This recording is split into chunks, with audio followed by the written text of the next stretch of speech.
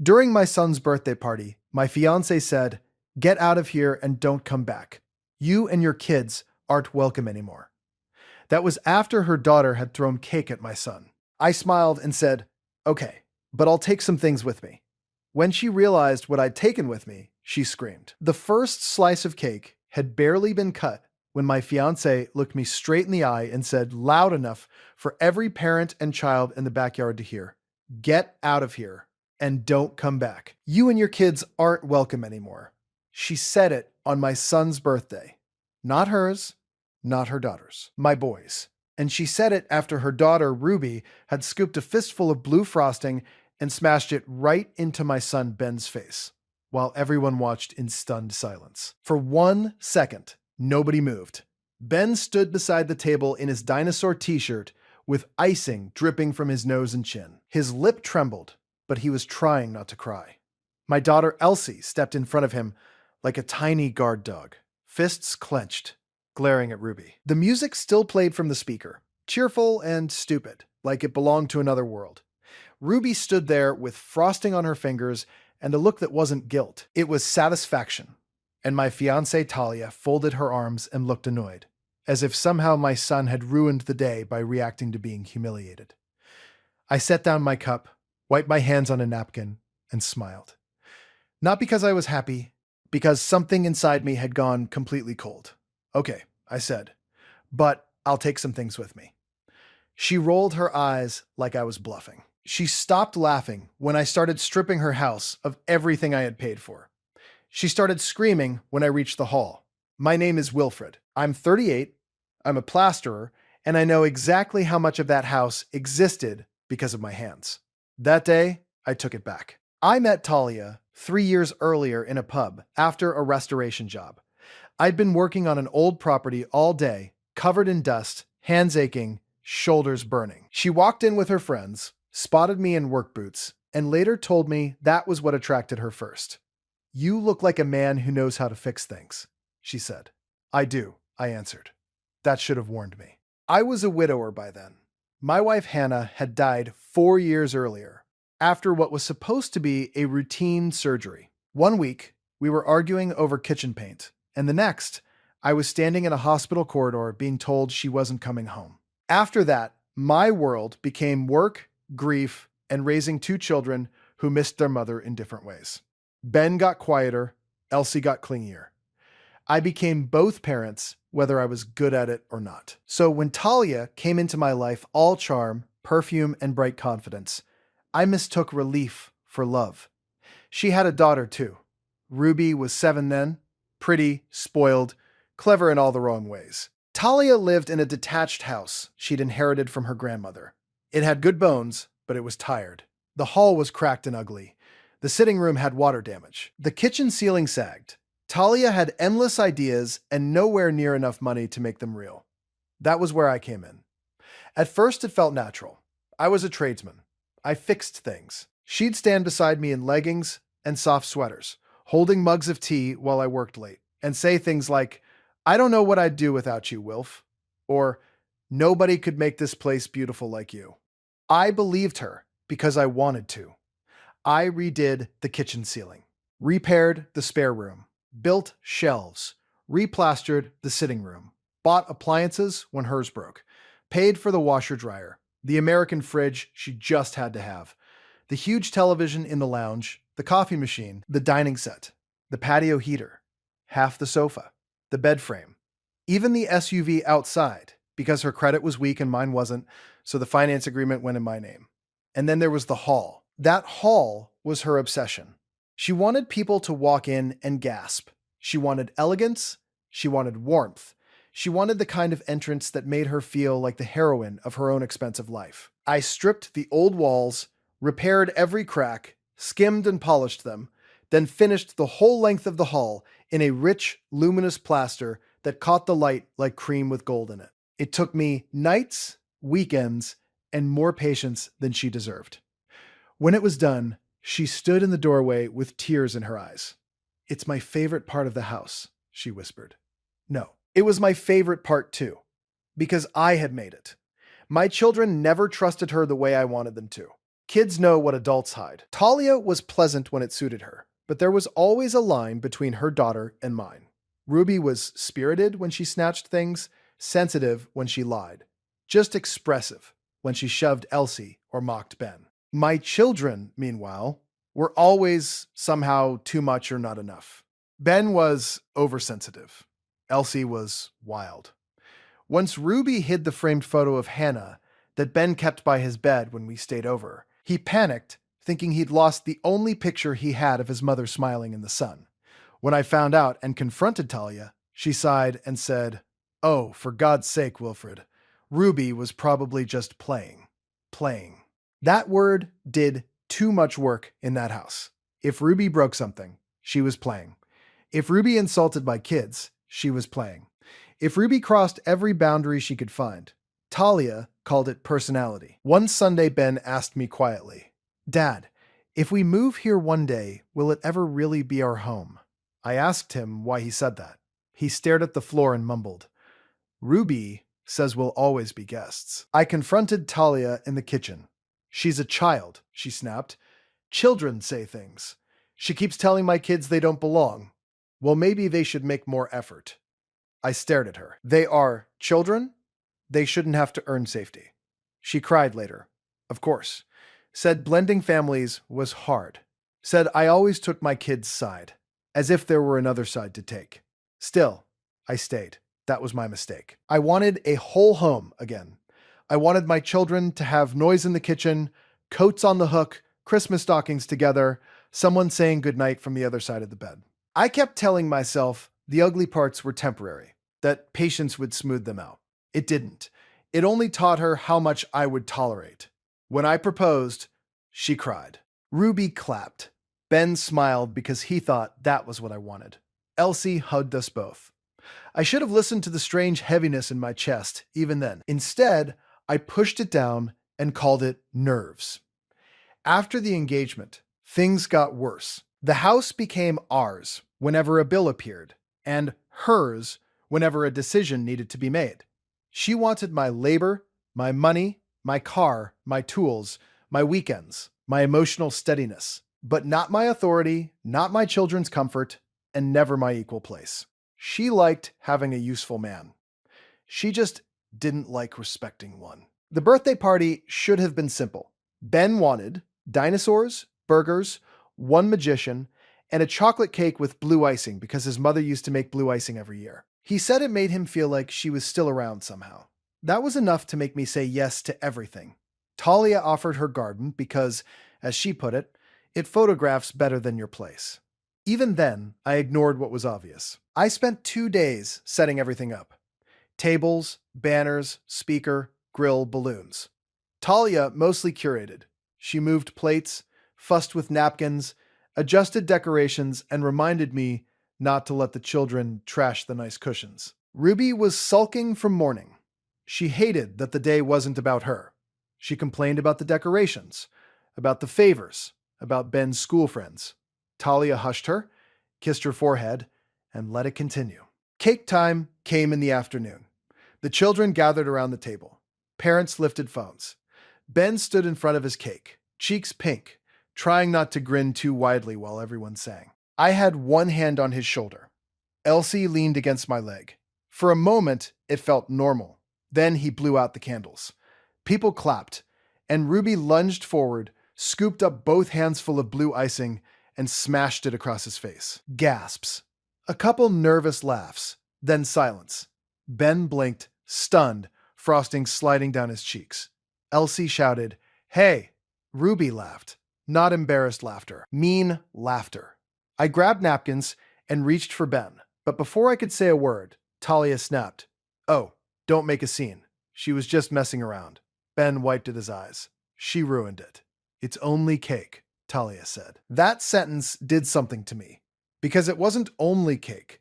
It was his birthday, his memory of his mother, his one day, his trust. I looked at Ruby, apologized to him. Now. Ruby smirked. "He's crying over cake." "He's not crying," Elsie yelled. Ben was trying desperately not to. Talia stepped in front of Ruby. "Don't talk to my daughter like that, in front of everyone." I stared at her. She humiliated my son. Oh, stop being dramatic, Wilfred. Ben tugged my sleeve. Dad, can we just go inside? And then Talia, in front of my children, in front of strangers, in front of half the neighborhood gathered in that garden, said, "Get out of here and don't come back. You and your kids aren't welcome anymore." There are moments in life when your whole body understands the truth before your mind catches up. That was one of them. I looked at my children, at my son, humiliated on his birthday, at my daughter, furious and scared, at the woman I had spent years helping, loving, building around, and at her daughter standing there shielded from consequences once again. And I understood, finally, that there was nothing left to save. So I smiled. Okay, I said, but I'll take some things with me. I handed Elsie my phone. Call Uncle Dean. Tell him to bring the van. Dean is my cousin. Quiet, solid, built like a wardrobe. He runs a salvage yard and knows me well enough not to ask questions first. When he arrived, he took one look at the yard and said only, "What goes?" Everything of mine. Parents were already starting to collect their children. No one wanted to stay for the collapse. I took Ben inside, cleaned the blue icing off his face with a damp cloth, and said quietly, "We're leaving, mate." He nodded and asked, "Can I take my dinosaur balloons?" "You can take anything that belongs to you." Then I walked into the lounge and unplugged the television. Talia followed me, heels clicking. "What are you doing?" "Leaving." "You are not taking that. I bought it. You bought it for us." "No." I bought it. I lifted it off the bracket I had installed with my own hands and carried it to Dean. Then I came back for the soundbar, the gaming console, the speaker system, the patio heater, the coffee machine, the dining chairs, the washer dryer, the huge American fridge. Everything I could disconnect safely, I disconnected. Everything I had receipts for, I took. "You're insane," Talia shouted. "No," I said. "I'm finished." She blocked the kitchen doorway. "You can't just strip the house because you're angry." "I'm not angry anymore." That unsettled her more than shouting would have. Dean wheeled out the fridge while she stood there, pale and speechless. I took the microwave, my tools from the shed, the boxed fittings, even the expensive outdoor lights I had installed around the pergola. Then I went upstairs, dismantled the bed frame I had bought, and carried the pieces down one by one while she yelled after me about decency and humiliation and how people would talk. Let them. They had already heard her throw out my children. When I came back down, I stood in the hallway, her favorite space. The polished plaster still glowed softly in the afternoon light. Smooth, rich, elegant. The finish she had shown off to every friend who came through that front door. The thing she touched whenever she wanted to feel that her house was beautiful. She saw where I was looking, and her face changed. "No," she said. I walked to the utility cupboard and took out my tools. Broad scraper, bolster, hammer, dust sheets. Her voice dropped. "Wilfred, don't." I spread the sheets with calm precision. "You said we weren't welcome," I told her. "So this is where it ends. That's part of the house. The house is yours," I said. "This finish is mine." "That is insane." "No," I said. "It's accurate. For people who don't work with plaster, walls seem permanent. They aren't. The beauty people admire is often just the skin, the crafted surface, the polished coat, the labor laid over something ordinary. And beauty can be stripped." I set the scraper at the weakest edge near the lower panel and drove the bolster with the hammer. The first crack split through the polished surface with a sharp, ugly sound. Talia gasped as though I'd struck her. I kept going, not wildly, methodically. I peeled off sections where I could, broke up others where I had to, taking the creamy polished finish down to the rough substrate beneath. Every blow erased hours of my own labor. Every falling piece of plaster exposed the ugly layer she had begged me to cover. "Stop!" she screamed. "Stop it!" I didn't. Neighbors started appearing beyond the hedge. One old woman across the street stared with both hands pressed to her chest. Ruby had begun crying on the stairs. Dean stood nearby, arms folded, making sure Talia didn't put her hands on me. I stripped the lower section, the side wall, the archway into the lounge. Enough to ruin the effect completely. Enough that nobody could walk in and pretend the magic still existed. Enough to make the point. You do not throw away the man and keep the work of his hands as decoration. When I stepped back, the hall looked wounded. The polished glow was gone. What remained was scarred, dusty, unfinished. Talia stared at it and made a strangled sound. Not grief for me, not guilt for Ben, not shame for what she had done. Grief for the walls. And that told me everything. Then I took the car. Keys, I said. She clutched her handbag. No, the finance agreement is in my name. It's our family car. No, it's the car I let you drive. You wouldn't. I opened the drawer by the kitchen, where she always tossed the spare keys. She'd lived around me for years, and still forgot that I noticed everything. When the engine started outside, she ran to the doorway. Wilfred! I stepped out again and crouched in front of my children. Ben looked exhausted. Elsie still held her balloon, like a battle flag. You did nothing wrong, I told them. Nothing. Do you hear me? They both nodded. Elsie asked in a tiny voice, Are we still a family? That nearly finished me. We are, I said. We always will be. We left while Talia stood in the doorway, crying and shouting my name. That first night, my house looked like a storage unit. Appliances, chairs, tools, lights, and one giant television leaned against walls and blocked half the kitchen. The children slept in my bed because they didn't want to be apart. Dean brought takeaway, sat at my table after they were asleep, and finally asked, You all right? No, I said, but I will be. He nodded once. Good. The messages from Talia started the next morning. You've gone too far. Ruby is traumatized. You destroyed my home. Return the car. Everyone thinks you're unstable. You owe me for the haul. That last one actually made me laugh. I replied only once. You told my children they weren't welcome. We are done. Any further contact goes through a solicitor. Then I blocked her. The practical mess took weeks. Sorting what stayed, selling what I didn't need, canceling shared plans, calling the finance company, saving every receipt and transfer record. Good thing I keep paperwork. Every appliance, every major purchase, every bank statement. Talia discovered too late that being a tradesman doesn't mean being stupid. Because we were never married, it all came down to ownership. What was fixed to the house stayed legally complicated. What I had bought and could remove was mine. The SUV was unquestionably mine. The appliances were mine. The electronics were mine. The receipts proved it all. She had to hire people to replace what I'd taken. She had to pay someone to repair the hall. She had to explain to her friends why the beautiful home she bragged about suddenly looked stripped and half empty. My children, meanwhile, had to recover from something far worse than inconvenience. Ben got quieter for a while. He asked me to delete the party photos because he didn't want to remember the bad bit. Elsie cried at bedtime for 2 straight weeks and once asked, Do nice houses make people cruel? I put them both in therapy. Best money I ever spent. I also bought another small cake. 3 weeks later, lit candles in our own kitchen, and let Ben have a do-over birthday with just us. No decorations worth photographing. No audience. No curated perfection. Just cake, bad singing, and safety. He blew out the candles and smiled for real that time. That was the first night I felt sure I had done the right thing. Peace did not arrive dramatically. It arrived quietly. It was Ben laughing again, without looking around first. It was Elsie dancing through the lounge without being told she was too loud. It was no one calling my children guests. It was no one making them earn affection. I started changing in other ways too. Once you stop accepting disrespect in one place, you stop accepting it everywhere. I stopped doing unpaid repairs for people who treated my skill like a favor. I stopped saying yes when I meant no. I stopped confusing being needed with being loved. Work got better too. Plastering is honest. A wall tells the truth, a crack. Damp is damp. A poor surface can be made good, but only if the base is worth saving.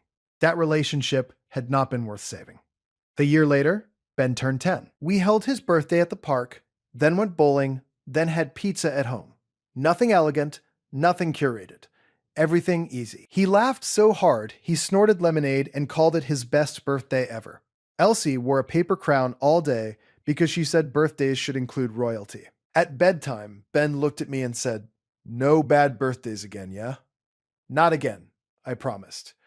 Life got smaller after Talia, but better, quieter, kinder. We took a seaside trip Hannah had always wanted us to do.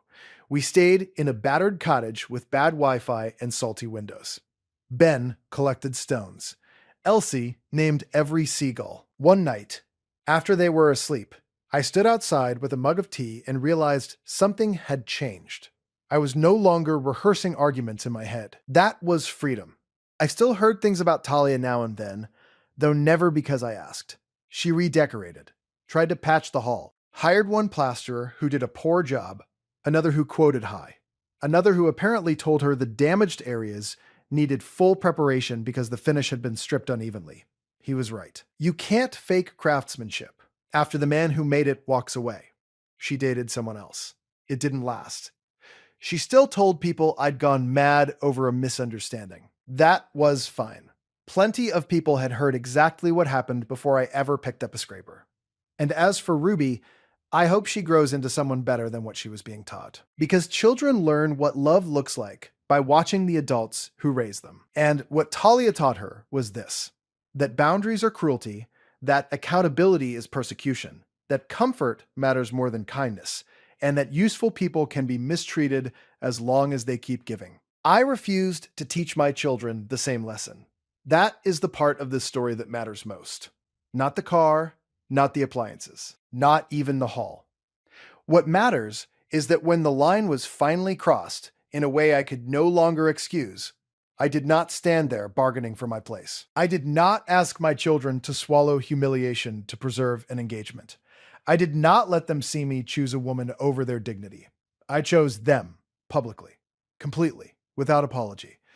Do I wish I had done it sooner? Yes. Do I regret taking back what I bought? No. Do I regret stripping the hall? No. Because that hall was the perfect symbol of what our relationship had been.